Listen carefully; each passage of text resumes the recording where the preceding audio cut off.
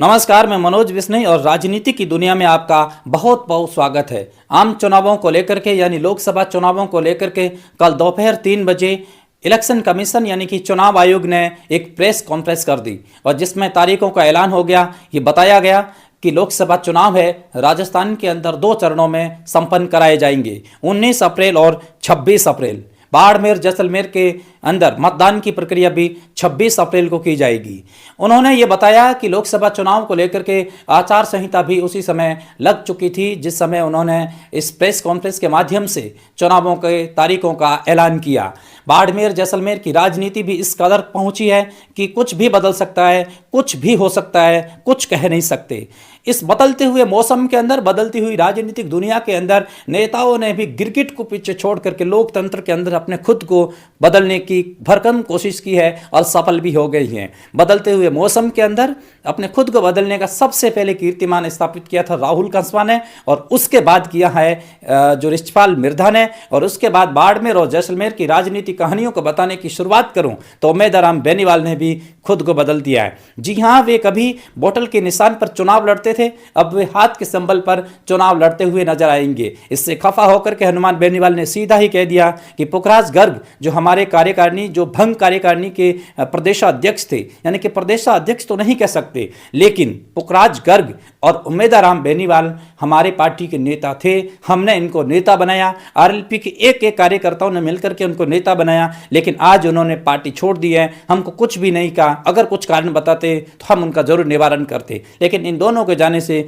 10 वोटों का भी फर्क नहीं पड़ेगा। भास्कर को दिए हुए इंटरव्यू में बेनीवाल ने यह बात कही। लेकिन राजस्थान के अंदर बाड़मेर और जैसलमेर की लोकसभा सीट का ट्विस्ट अभी बहुत बाकी है। सबसे पहले अपने पहली सूची के अंदर भारतीय जनता पार्टी ने कैलाश चौधरी का नाम का ऐलान तो कर दिया, लेकिन उनकी कार्यशैली, उनके जीतने की जो निष्ठा है, उनके जीतने की मंसूबे हैं, उनके जीतने की जो प्रायिकता है वो बहुत कम है। सबसे पहले भारतीय जनता पार्टी ने पहली सूची के अंदर बाड़मेर जैसलमेर लोकसभा सीट हेतु कैलाश चौधरी के नाम का प्रस्ताव दे दिया और ये सिद्ध कर दिया कि हम कार्यकर्ताओं की नहीं सुनेंगे, हम किसी भी कार्यकर्ताओं की बात नहीं सुनेंगे। आरएसएस जो कहेगा, जो मंत्रिमंडल के लोग कहेंगे वही होगा। सांगाराम जांगिड़ जैसे लोग, दिग्गज लोग अपने खुद पर मेहनत कर रहे थे, अपने खुद को लेकर के जन सरोकार के अंदर अपने खुद को एक जन सेवक साबित करने के लिए हरदम भरकस प्रयास कर रहे थे। इधर स्वरूप सिंह खारा, रविंद्र सिंह भाटी, मेजर मानविंदर सिंह बीजेपी में आने को आतुर थे, लेकिन बीजेपी ने कार्यकर्ताओं की एक भी नहीं सुनी। जिस प्रकार दीपक कड़वासरा को टिकट दिया था प्रियंका के टिकट को काट करके, वैसे ही कैलाश चौधरी को टिकट दे दिया स्वरूप सिंह खारा और सांगाराम जांगिड़ का टिकट काटने के बाद। अब हुआ यूं कि जैसे ही तारीखों का ऐलान हुआ उससे पहले स्थिति को भांपते हुए कैलाश चौधरी जो कि बाड़मेर जैसलमेर के बीजेपी के लोकसभा प्रत्याशी है, वे लूम्बाराम जो कि जालोर सिरोही के लोकसभा प्रत्याशी है, उनके साथ प्रवासी दौरे पर चले गए। प्रवासी दौरे में भी उनको निराशा हाथ लग रही है, यानी कि 2 सीटों से, 2 संसदीय सीटों पर बीजेपी के 2 उम्मीदवार होते हुए भी 30 से 40 से ज़्यादा लोग उनकी सभा में नहीं पहुंच पा रहे हैं। मन के अंदर एक मशक्कत करने की तो कोशिश है कि जीत जाऊं, लेकिन मुश्किल काम है। केंद्रीय कृषि राज्य मंत्री होते हुए भी किसान आंदोलन के अंदर भूमिका जीरो, और जिस प्रकार से बारिश के अंदर बारिश ने किसानों का जो हालात की थी, उस हालात में भी केंद्रीय कृषि राज्य मंत्री एक दिन भी किसानों के साथ में नहीं पहुंचे। खेत में जाकर के किसी फसल का जायजा नहीं लिया। उल्टे पूर्व विधायक हेमाराम चौधरी ने खेतों में जाकर के और वहां पर फसलों का मुआवजा दिलाने का भरोसा दिलाया, और वहां पर उन्होंने जाकर के बाद किसानों के दर्द को जाना, समझा और उन्हें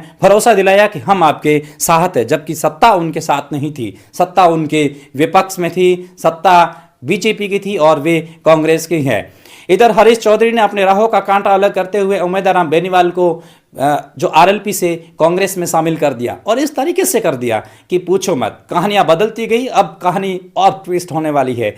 अब अंदाजा ऐसा लगाया जा रहा है कि एक तरफ से बीजेपी के कैलाश चौधरी, दूसरी तरफ से कांग्रेस के उम्मीदवार बेनीवाल और तीसरी तरफ से निर्दलीय रविंद्र सिंह भाटी ताल ठोक रहे हैं। हाल ही में मल्लीनाथ क्रिकेट प्रतियोगिता में रविंद्र सिंह भाटी ने इशारों में एक बात स्पष्ट कह दी थी, और वो बात ये थी कि उन्होंने कहा कि लगे रहो, लाठा रहीजो, इस बार भचेड़ बोला देंगे। साफ संदेश था कि बाड़मेर जैसलमेर के अंदर रविंद्र सिंह भाटी ताल ठोकेंगे और युवा दिलों की धड़कन के साथ में युवाओं का एक अटूट प्यार, एक कहूँगा कि अटल प्यार रविंद्र सिंह भाटी को मिलना है। कैलाश चौधरी की जो प्रायिकता थी, कैलाश चौधरी की जो पब्लिसिटी थी, जो उनका एक दीवानापन था, जो राष्ट्र के प्रति जो कैलाश चौधरी राष्ट्र का नाम ले लेकर के वोट लेते थे, इस बार उनके हालात बहुत खराब होने वाली है। टक्कर उमेदराम बेनीवाल और रविंद्र सिंह भाटी के बीच होने वाली है। आज दिन तक की स्थिति ये है, लेकिन भविष्य की क्या परिकल्पना होगी, भविष्य का परिणाम क्या होगा, ये तो टिक टिक करने वाली उस घड़ी के गर्भ में छुपा हुआ है, जो समय आने से पहले और समय आने के बाद समय पर ही बताती है, उससे पहले कभी बतलाती नहीं है। लेकिन कुल मिलाकर के ये कहा जा सकता है कि बीजेपी ने अपने बिना कार्यकर्ताओं की सुने एक बार फिर से नज़रअंदाज करते हुए कार्यकर्ताओं को कैलाश चौधरी को टिकट थमा दी। इससे पहले के योग्य उम्मीदवार भी थे, उनका न तो बीजेपी ने चयन किया, न ही उन पर किसी तरीके की राय शुमारी ली।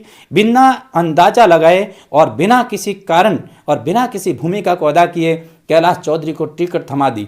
टिकट थमाते ही सीधे कैलाश चौधरी बाड़मेर पहुंचे। कार्यकर्ताओं ने पटाखे जला करके वायु प्रदूषण के पैमाने को और आगे बढ़ाया।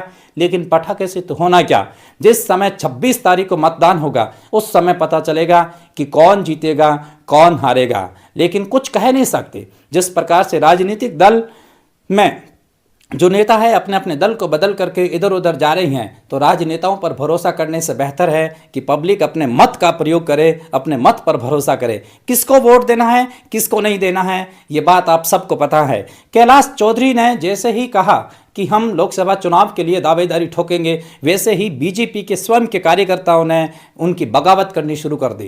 कैलाश चौधरी उनकी पसंद नहीं है। उन्होंने दबी हुई जबान में स्पष्ट कह रहे हैं कैलाश चौधरी को हम वोट नहीं देंगे। उम्मीदराम बेनीवाल 2 हार के बाद अपने खुद में इतने काबिलियत बनाए हुए हैं कि आज भी उनकी पब्लिसिटी जो रूप है वो सबसे हाई है, यानी कि उनका पैमाना है वो शिखर पर है।